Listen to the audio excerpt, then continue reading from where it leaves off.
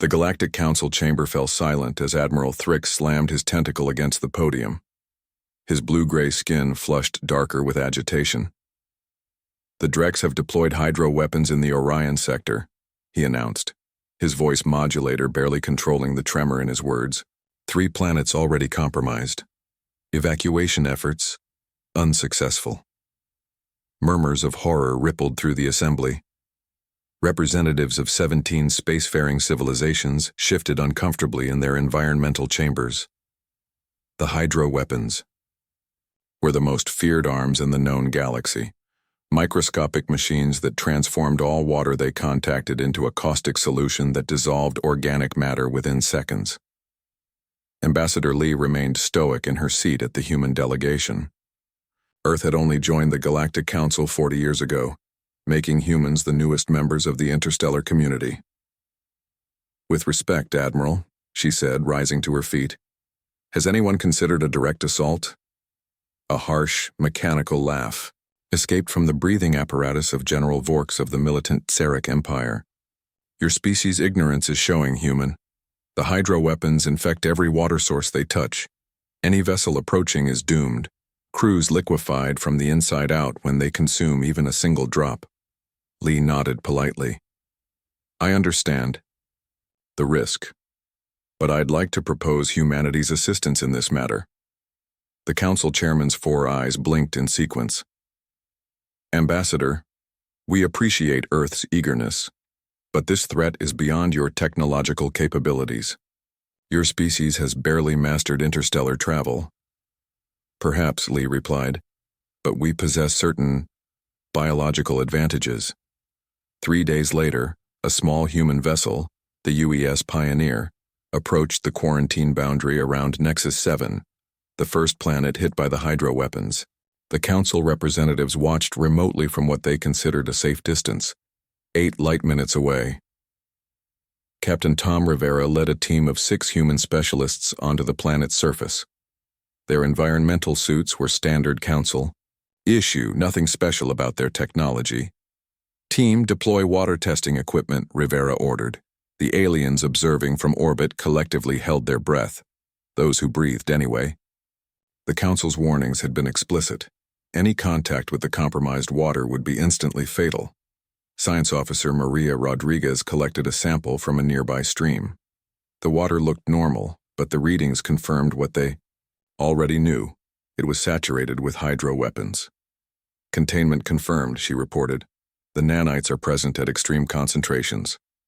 Rivera nodded and did something that made the alien observer's various circulatory organs nearly stop functioning. He removed his helmet. "Captain," Admiral Thrix screamed through the communication link, "reattach your protective gear immediately. The atmospheric moisture alone will—" "It's all right, Admiral," Rivera replied calmly. "We came prepared." What happened next became legend throughout the galaxy. Rivera picked up the sample container, opened it, and to the absolute horror of the watching council drank the contaminated water. The silence that followed was absolute. The council representatives waited for the inevitable, the human's flesh dissolving, bones collapsing as the hydro weapons did their terrible work. Instead, Rivera smiled. "Tastes a bit metallic, not bad though." The human team proceeded to remove their helmets, breathe the moist air, and even splash in puddles as they set up equipment around the planet's main reservoir. "How is this possible?" the council chairman demanded. "No species can survive the hydro weapons," Rodriguez explained as she worked. "Humans are approximately 60% water, Chairman. Our internal chemistry is unique in the galaxy, specifically, our stomach acid. The hydrochloric acid in our digestive system destroys the hydro weapons on contact." When we learned about the weapon's molecular structure, Rivera added, our scientists recognized that they were vulnerable to the precise conditions found in the human stomach, something no other species in the Council possesses. For the next 2 weeks, human ships arrived by the dozen. Thousands of volunteers walked the surface of Nexus 7 with special filtration equipment that passed all water through containers of synthesized human digestive acid. They drank from contaminated streams to prove the water was now safe, astonishing the native Nexians who had been hiding underground. Rivera's team discovered the Drex deployment vessel hidden in the planet's second moon. The enemy had never anticipated a species that could simply drink their ultimate weapon. At the emergency council session that followed, the Drex representative was forced to surrender.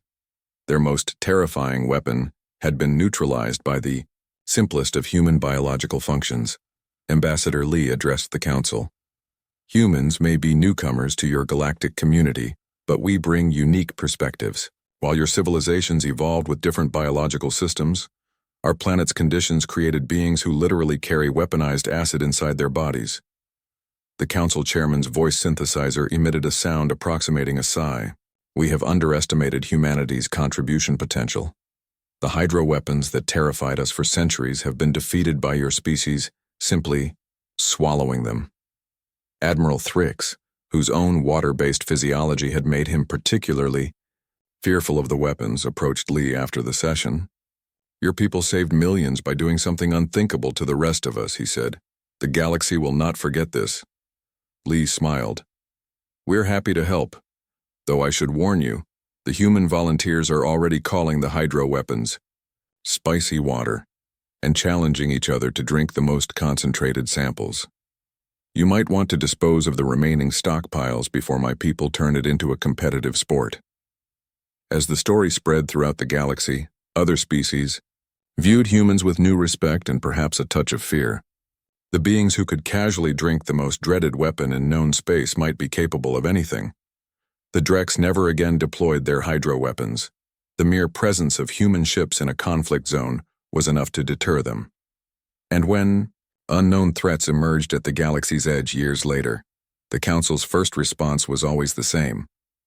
Call the humans. Let's see if they can eat this problem too.